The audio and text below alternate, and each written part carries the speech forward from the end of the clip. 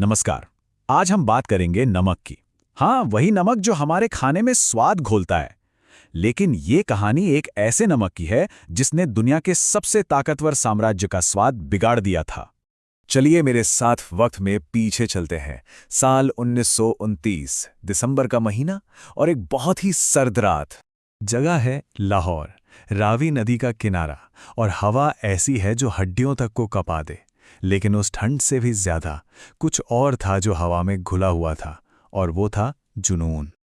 और फिर ठीक आधी रात को जैसे ही घड़ी की सुइयां मिलीं, जवाहरलाल नेहरू ने तिरंगा फहराया और एक आवाज गूंजी जो पूरे देश की आवाज थी कि अब डोमिनियन स्टेटस नहीं, अब चाहिए पूर्ण स्वराज, यानी पूरी आजादी।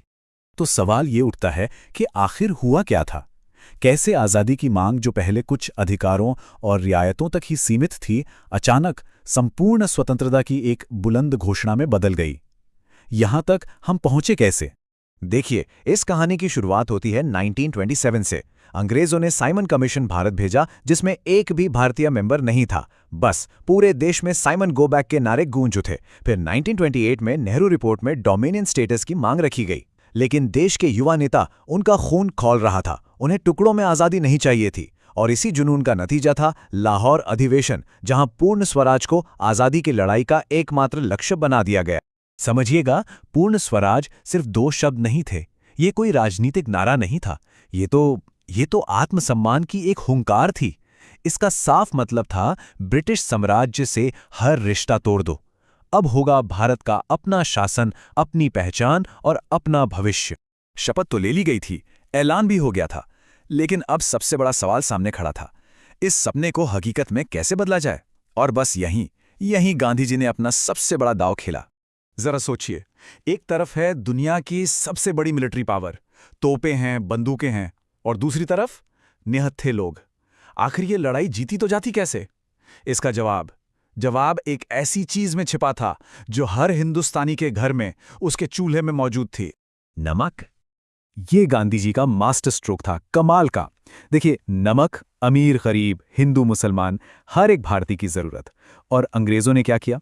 उसी नमक पर टैक्स लगा दिया। मतलब सीधे सीधे हर भारतीय के स्वाभिमान को चोट पहुंचाई। तो नमक कानून तोड़ना सिर्फ एक कानून तोड़ना नहीं था, ये तो साम्राज्य के अन्याय को, उसके जुल्म को सीधी चुनौती देना था। एक ऐसा प्रतीक जिसे किसी को समझाने की जरूरत ही नहीं थी। हर कोई इससे अपने दिल से महसूस कर सकता था। और फिर इस चुनौती को जमीन पर उतारने के लिए शुरू हुआ वो ऐतिहासिक सफर, जो सिर्फ एक मार्च नहीं था, वो तो पूरे देश के लिए एक तीर्थ यात्रा बन गया। इसे नाम दिया गया दांडी मार्च। शुरुआत हुई साबरमती आश्रम से और मंजिल थी गुजरात का दांडी समुद्र तट। फासला पूरे 240 मील, यानी लगभग 385 किलोमीटर। और ये सफर 24 दिन तक चला, पैदल। आत्मबल और संकल्प का एक अद्भुत प्रदर्शन था।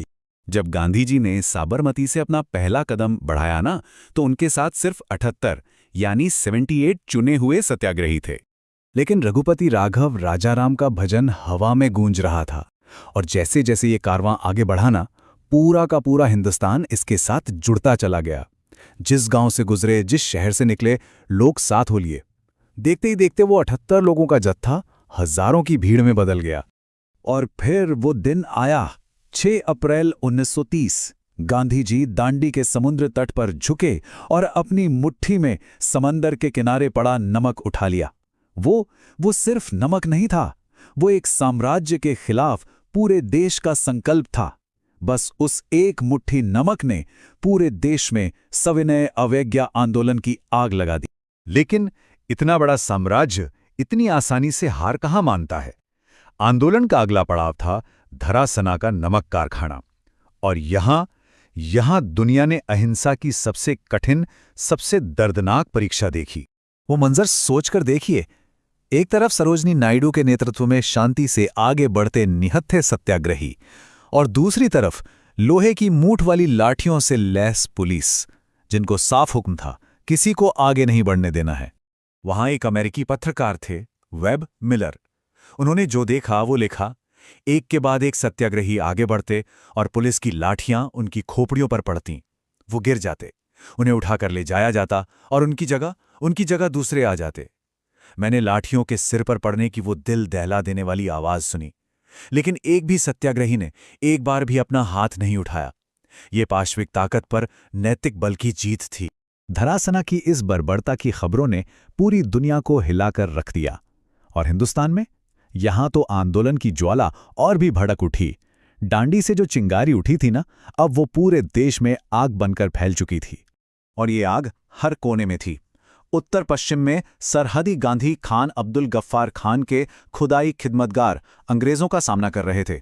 वहीं पेशावर में गढ़वाल राइफल्स के हिंदुस्तानी सैनिकों ने अपने ही निहत्थे भाइयों पर गोली चलाने के ऑर्डर को मानने से साफ इनकार कर दिया। और दूर, बहुत दूर पूरब में नागा पहाड़ियों में सिर्फ 13 साल की एक लड़की रानी गाइडनिल्यू ने बगावत का झंडा उठा लिया था। पूरा भारत सच में जाग उठा था। अब ब्रिटिश राज के लिए हिसाब का वक्त आ चुका था। पूरी दुनिया में उनकी बदनामी हो रही थी और देश के अंदर हालात काबू से बाहर जा रहे थे। उनके पास कोई चारा नहीं बचा था, उन्हें झुकना ही पड़ा। इस नैतिक दबाव का नतीजा क्या हुआ? नतीजा ये हुआ कि जिस वाइसरॉय इरविन ने कभी गांधी जी से मिलने तक से मना कर दिया था, अब उसे उन्हें बराबरी पर बातचीत के लिए बुलाना पड़ा। 5 मार्च 1931 को गांधी इरविन समझौते पर दस्तखत हुए। ये एक बहुत बहुत बड़ी जीत थी। एक अहिंसक आंदोलन ने दुनिया के सबसे ताकतवर साम्राज्य को बातचीत की मेज पर आने को मजबूर कर दिया था। तो आखिर में वही सवाल कि एक मुट्ठी नमक ने आखिर एक पूरे साम्राज्य की बुनियाद कैसे हिला दी? शायद इसका जवाब यह है कि ताकत उस नमक में नहीं थी, ताकत उस बुलंद इरादे में थी, उस अहिंसक संकल्प में थी जिसने उस मुट्ठी को बंद किया था। इस पर सोचना जरूरी है।